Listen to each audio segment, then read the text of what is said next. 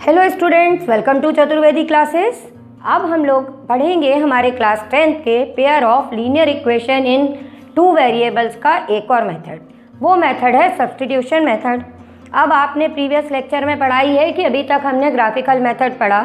अब आप सोचेंगे कि हमको ग्राफिकल मेथड आ गया, अब हम सब्स्टिट्यूशन मेथड क्यों पढ़ें? तो उसका रीज़न ये है कि ग्राफिकल मेथड हर तरीके से कन्वीनियंट नहीं रहा। जैसे कि आपने ग्राफ ड्रॉ किया और मैंने आपको प्रीवियस लेक्चर में कहा भी कि आप सॉल्यूशंस ऐसे फाइंड कीजिए जिनका आंसर आपका इंटीजर्स में आए। क्यों कहा? क्योंकि ग्राफ पे वो ड्रॉ करने के लिए इजी था। मान लीजिए कि आप सॉल्व करते और आपका कहीं पर सॉल्यूशन √3 आ जाता, मीन्स x की वैल्यू √3 आ जाती और y की वैल्यू 7 आ जाती। अब आप इसको ग्राफ पे ड्रॉ कैसे करते? आपको तो पॉइंट के फॉर्म में ड्रॉ करना पड़ता है ना, √3 और 7 को ग्राफ पे ड्रॉ। तो आप कैसे करते? आप क्या पहले √3 की पूरी वैल्यू निकालते, और वो भी आपको मालूम है कि 1.732 के बाद में इनफाइनाइटली होती है, तो आप कैसे इसको रिप्रेजेंट करते? नहीं कर पाते। तो वहाँ पे ये ग्राफिकल मेथड आपके लिए कैसा हो जाता? बहुत टफ हो जाता। या मान लीजिए आप एग्जाम में जल्दी जल्दी सॉल्व कर रहे हैं और आपका सॉल्यूशन आ गया 11/13। अब आपने 11/13 को रिप्रेजेंट कैसे करोगे? लॉन्ग डिवीज़न करके। क्या पहले आप इसके सॉल्यूशंस निकालोगे? और दिख रहा है आपको क्वेश्चन कि ये कैसा है अपने पास में, ये नॉन टर्मिनेटिंग है।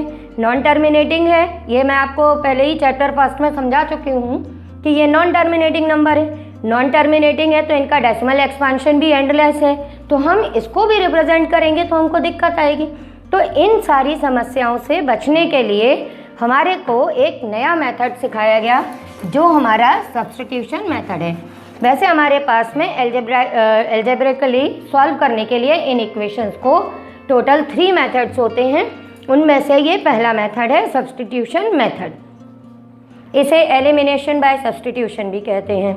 अब ये वर्क कैसे करता है वो समझते हैं हम लोग कि हमारा ये सब्स्टिट्यूशन मेथड कैसे काम करेगा।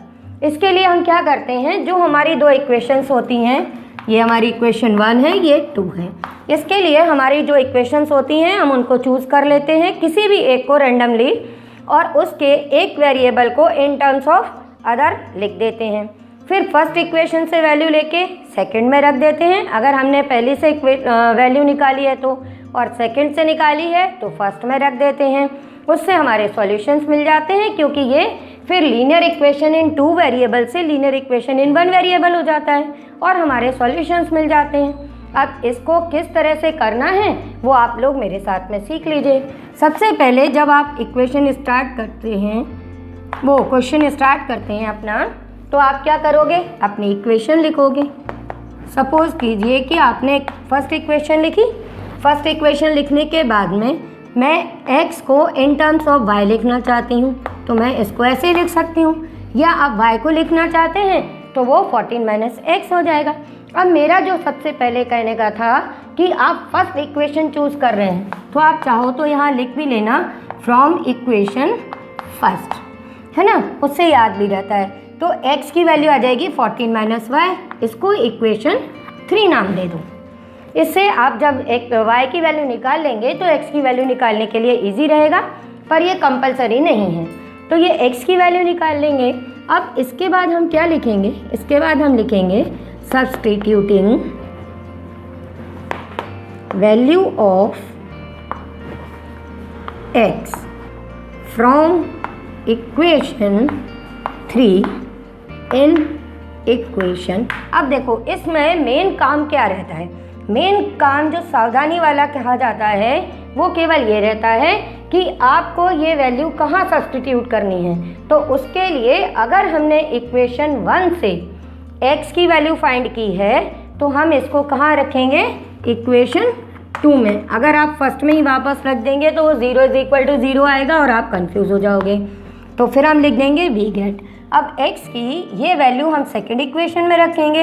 वैल्यू रखने का मतलब है x को रिप्लेस कर देंगे हम इससे, तो ये हो जाएगा 14 - y x, और ये -y = 4। अब आपको दिख गया ये एक लीनियर इक्वेशन इन 1 वेरिएबल है जिसको हम इजीली सॉल्व कर सकते हैं।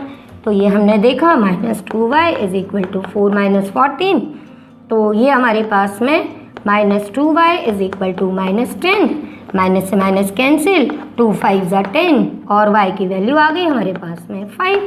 है इजी। ग्राफिकल मेथड से कंपैरेटिवली ये बहुत इजी है।